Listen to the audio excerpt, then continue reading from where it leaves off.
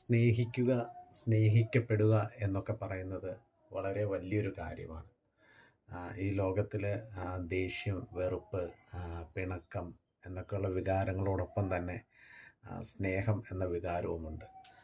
നമ്മൾ മറ്റുള്ളവരോട് ക്ഷമിക്കുമ്പോൾ, അല്ലെങ്കിൽ നമ്മൾ മറ്റുള്ളവരോട് ക്ഷമ കാണിക്കുമ്പോൾ ഉണ്ടാകുന്നൊരു സ്നേഹം, ആ സ്നേഹത്തിൽ നിന്നാണ് അടുത്ത ബന്ധങ്ങളൊക്കെ ഉണ്ടാകുന്നത്. യേശു കർത്താവ് തിരുവചനത്തിൽ പറഞ്ഞതുപോലെ നിങ്ങൾ തമ്മിൽ തമ്മിൽ സ്നേഹിക്കുവിൻ. അതുതന്നെയാണ് ദൈവത്തിൻ്റെ ഇഷ്ടവും. ഈ ദിവസങ്ങളിൽ ദേഷ്യവും പിണക്കവും ഒക്കെ മാറ്റിവെച്ച് നമ്മുടെ കുടുംബജീവിതത്തിലും നമ്മുടെ സമൂഹത്തിലും നമ്മുടെ ഫ്രണ്ട്സിൻ്റെ ഇടയിലുമൊക്കെ നമുക്ക് സ്നേഹം കൊടുക്കാൻ സാധിച്ചാൽ അത് യേശു കർത്താവിൻ്റെ ആ ഒരു വാക്ക് നമ്മുടെ ഉള്ളിലുണ്ട് എന്നുള്ളതാണ് സത്യം. യേശു കർത്താവ് പറഞ്ഞ പോലെ നിങ്ങൾ തമ്മിൽ തമ്മിൽ എപ്പോഴും സ്നേഹമുള്ളവരായിരിക്കും.